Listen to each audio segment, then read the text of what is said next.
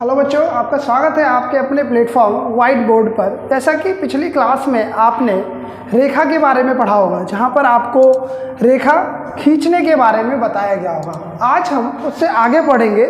हमारे चैप्टर का नाम है ज्यामिति आकृतियों की समझ। तो आकृति किस किस तरह की होती है, जैसे कि सपोज करो आपको एक पेन दे दिया और बोला कि आप कुछ भी बनाइए, तो आप ऐसे कोई एक रेखा खींच सकते हैं। कोई बच्चा ऐसे कर सकता है, कोई बच्चा हो सकता है ऐसे करे, कोई बच्चा कुछ ऐसे भी बना सकता है। तो यानी अलग अलग आकृति अलग अलग बच्चे के माइंड से बनेगी। तो इन सभी आकृतियों से हमें क्या पता लगता है कि इनमें कुछ आकृति हो सकता है सरल हो, कुछ आकृति हो सकता है थोड़ा डिफ़िकल्ट हो या टफ पड़े, या जिसे बनाना आसान नहीं हो हम कह सकते हैं। तो चलो मैं आपको पहले एक क्वेश्चन देता हूँ कि आप लोग पेन को बिना उठाए आकृति कैसी कैसी बना सकते हैं। तो चलिए आप लोग कुछ आकृति बनाइए और मैं भी आपके साथ ट्राई करता हूँ। तो जब हम बिना पेन को उठाए कुछ आकृतियाँ बनाते हैं तो वो ऐसी हो सकती है, या ऐसा हो सकता है, या कुछ ऐसा भी हो सकता है। तो इनमें कुछ आकृतियाँ सरल होंगी और कुछ आकृतियाँ थोड़ा भिन्न होंगी तथा कठिन होंगी। तो यहाँ से हम ये समझ पाएंगे कि सरल आकृतियाँ क्या होती है और कठिन आकृतियाँ क्या होती है।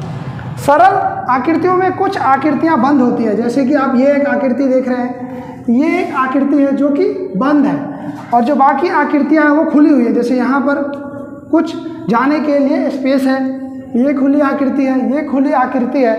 तो ऐसे ही आकृतियों को बनाते बनाते कुछ ऐसी आकृतियाँ आई जिनको गणित के अंदर कुछ नाम दिया गया। उन नाम के बारे में हम आगे पढ़ेंगे। जैसे कि मान लीजिए आपने एक आकृति ऐसी बनाई जहाँ पर तीन रेखा आपस में एक दूसरे से मिल रही है। तो इस आकृति को नाम दिया गया गणित के अंदर त्रिभुज, जिसके पास कितनी भुजाएं हैं? तो तीन हैं, 1 2 3। अगर ऐसे ही कोई आकृति चार भुजाओं को मिला के बनाई जाए, मान लीजिए हम यहाँ पे पॉइंट दे देते हैं, तो ये भी एक ऐसी आकृति होगी जहाँ पर चार लाइनें या चार रेखा मिल रही है। तो इसको हम नाम क्या देंगे? चतुर्भुज। इसी तरीके से कुछ ऐसी आकृतियाँ होगी जहाँ पर 5 रेखा का प्रयोग किया जाएगा, कहीं पर 6 रेखा का, कहीं पर 7 रेखा का। तो 5 रेखा वाले को हम पंचभुज बोलते हैं, 6 को षटभुज बोलते हैं, 7 रेखा वाले को सप्तभुज बोलते हैं, और 8 को अष्टभुज बोलते हैं। तो अब हम एक एक करके सारे नाम जो गणित में आए उनके आप पिक्चर बनाएंगे और उनके नाम उनके सामने लिखेंगे, और उनके अंदर कितनी भुजाएं इस्तेमाल हुई हैं हम नंबर ऑफ भुजा के बारे में भी लिखेंगे। तो अभी बच्चों, जैसा कि मैंने आपको बताया कि जब हम कुछ आकृतियों को बनाते हैं तो उससे हमें गणित में कुछ ऐसी आकृतियाँ मिली जिसे हमने पढ़ा और उनके बारे में जाना। तो इन आकृतियों को बनाने के लिए आप ऐसा भी कर सकते हो। मान लीजिए आपके पास माचिस की डिब्बी है, उसमें कुछ तिल्लियाँ होती है। हमने मान लीजिए मेरे पास माचिस की तिल्ली, मान लेता हूँ कि मेरी उंगली एक माचिस की तिल्ली को दिखाती है। तो मान लीजिए एक उंगली हमने यहाँ पे रखी, एक यहाँ पे रखी, एक हमने यहाँ पे रखी और एक यहाँ पे रखी। तो हमारे पास एक चतुर्भुज बन के आएगा। सपोज करो हमारे पास 3 तिल्लियाँ हैं और एक तिल्ली हमने ऐसे रखी, तो ये हमारे पास त्रिभुज बन के आया। इस तरीके से हमारे पास अलग अलग आकृतियाँ बन के सामने आ जाती है। तो जो आकृतियाँ बन के आ रही है वहाँ से हमें एक वर्ड मिला पॉलीगन, जिसको हम बोलते हैं बहुभुज। यानी कोई भी आकृति जिसकी एक से ज़्यादा भुजा, ऐसी कोई भी आकृति जिसके पास एक से ज़्यादा भुजा हो वो बहुभुज कहलाती है। जैसे कि आपकी ये हो गई, यहाँ पर 3 भुजाएं हैं, जैसे कि आपका ये हो गया, जैसे कि आपका ये हो गया। तो कोई भी ऐसी आकृति जो बंद हो और जहाँ पर एक से ज़्यादा भुजा हो उसको हम बहुभुज कहते हैं। अब हमारे पास मान लीजिए एक आकृति आ गई, तो इस आकृति के अंदर के भाग को हम अंतःभाग बोलते हैं। यानी जो किसी भी आकृति के अंदर का भाग है वो अंतःभाग कहलाएगा। और जो इसके बाहर का भाग है, ये जो भाग है आप देख रहे हैं, इसको हम बहिर्भाग बोलते हैं या बाह्य भाग बोलते हैं। ये हमारे लिए जानना जरूरी है कि अंतःभाग क्या होता है और बहिर्भाग क्या होता है। उसी के हिसाब से फिर हम इनके कोण के बारे में जानेंगे। तो आइए हम जैसे एक पिक्चर लेते हैं 3 भुजा की, जिसको हमने त्रिभुज कहा। इसके जो अंतः कोण है वो ये 3 है, ये इसके तीनों अंतः कोण है। तो अंतः कोणों का जो योग होता है, अंतः कोणों का योग, अगर किसी भी आकृति के लिए आप उसकी भुजा से निकालते हैं तो वो हमेशा n - 2 × 180 डिग्री होता है, जहाँ पर जो ये n है हमारी भुजा की संख्या को दिखाता है। n किसको दिखाता है? भुजा की संख्या को, यानी कि आपकी आकृति में कितनी भुजाएं हैं। तो यहाँ पर हमारे पास 3 भुजाएं हैं, तो जब हम n को 3 डालेंगे, 3 - 2 × 180, तो यहाँ पर हमें मिलेगा 180 × 1, जो कि 180 डिग्री के बराबर होगा। यानी इससे हमें पता लगता है कि त्रिभुज के अंतः कोणों का योग 180 होता है। अगर आप d की हेल्प से इन कोणों को नाप कर जब जोड़ेंगे तो आप पाएंगे कि ये 180 ही आएगा। इसी तरीके से मान लीजिए अगर हमें चतुर्भुज के अंतः कोणों का योग निकालना है, तो यहाँ पर हमारा n क्या हो जाएगा? 4 हो जाएगा। तो इसको हम लिखेंगे 4 - 2 × 180, 2 × 180, जो कि हो जाएगा 360 डिग्री। तो चतुर्भुज के अंतः कोणों का योग हमने इस तरीके से निकाल लिया। ये एक फॉर्मूला है जो हमें किसी भी आकृति के अंतः कोणों का योग निकालने में मदद करता है, अगर हमें उस आकृति में भुजाओं की संख्या पता है। इसके बाद अब हम किसी भी आकृति के बाह्य कोणों के बारे में, किसी भी आकृति के बाह्य कोणों का योग क्या होता है? आकृति के बाह्य यानी कि बाहर वाले कोणों का योग।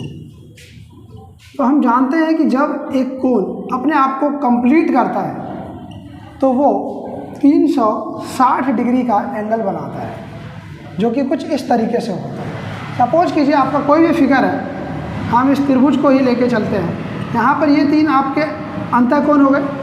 आपका जो बाहरी कोण होगा, अगर हम इस लाइन को एक्सटेंड करें तो वो ये होगा, इधर जब हम एक्सटेंड करेंगे तो वो ये होगा, और जब हम इधर एक्सटेंड करेंगे तो ये होगा। अगर आप D की मदद से इन तीनों को, जो लाल रंग से आपको दिखाई दे रहे हैं, को आप माप के जोड़ेंगे तो आप देखेंगे कि ये 360 डिग्री आएगा, because it will complete. Suppose कीजिए हम इन कोनों को लेते हैं, ये कुछ ऐसे था, ये वाला हमारे पास ऐसे था, इसको हम ऐसे रख देते हैं, और ये वाला भी ऐसे था, इसको आप रखेंगे तो कहीं ना कहीं कुछ गोलाकार बनाएगा, जो कि पूरा का पूरा 360 डिग्री होगा, अगर ये इसका केंद्र बिंदु है। अगर कोई समबाहु आकृति है, यानी कि उसकी सारी भुजाएं बराबर है, तो वहाँ पर जो बाह्य कोण होता है, बाह्य कोण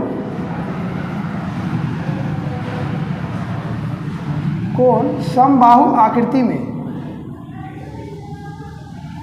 आकृति अगर समबाहु है तो सारी भुजा सेम होंगी,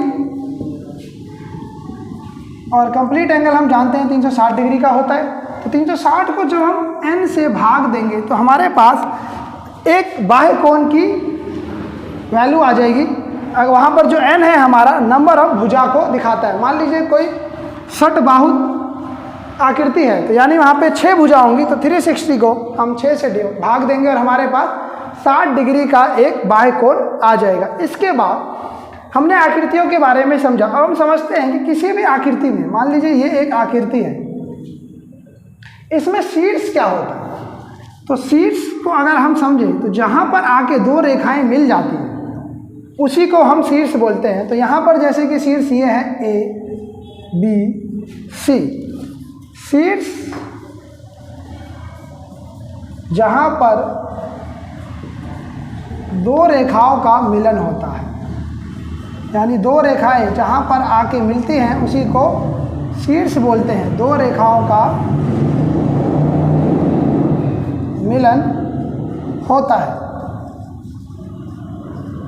इस शीर्ष की मदद से हम किसी भी आकृति के विकर्ण के बारे में पता कर सकते हैं और विकर्ण निकाल सकते हैं। उसी विकर्ण को इंग्लिश में डायगोनल भी बोलते हैं।